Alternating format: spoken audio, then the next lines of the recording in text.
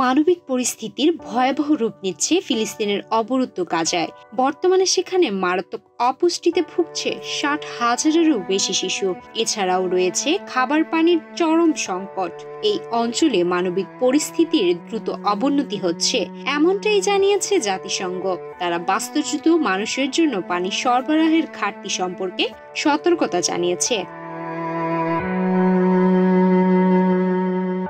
জাতিসংঘের মানবিক সহায়তা সমন্বয়ক বিষয়ক কার্যালয় OCHA এর উদ্ধৃতি দিয়ে জাতিসংঘের মুখপাত্র ফারহান হক গাজায় গুরুত্বপূর্ণ পণ্য ও সহায়তা প্রবেশের অনুমতি দেওয়ার জন্য ক্রসিংগুলো পুনরায় চালু করার প্রয়োজনীয়তার ওপর জোর দিয়েছেন।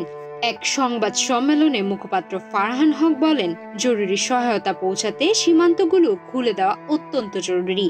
যেসব কমিউনিটি কিচেন খাবার ও জ্বালানি সরবরাহ করছিল সেগুলোর রসদ দ্রুত ফুরিয়ে আসছে। ফারহান হক আরও জানান, বাস্তুচ্যুত মানুষের জন্য পানির সরবরাহ দ্রুত কমে আসছে। তিনি বলছে, পর্যাপ্ত পানি, সাফাই সরঞ্জাম ও পরিষ্কার পরিবেশের অভাবে স্বাস্থ্যাবস্থার ওপর গুরুতর প্রভাব পড়ছে। গত মার্চ মাসে গাজায় 1/3 পরিবারে নানা সংক্রমণ ধরা পড়েছে।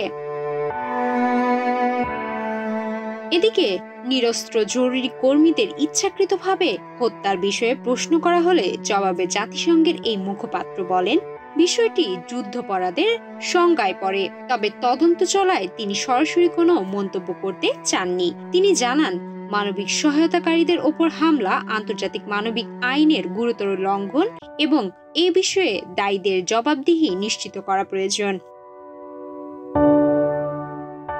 জাতিসংঘের ফিলিস্তিনি শরণার্থী সংস্থা থেকে জানানো হয়েছে, সব ধরনের নিত্য প্রয়োজনীয় জিনিসপত্র শেষ।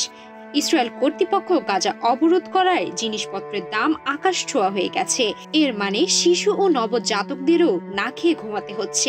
প্রতিদিন খাদ্য সামগ্রী ছাড়া গাজা গভীর দুর্ভিক্ষের দিকে আরো এক ধাপ এগোচ্ছে।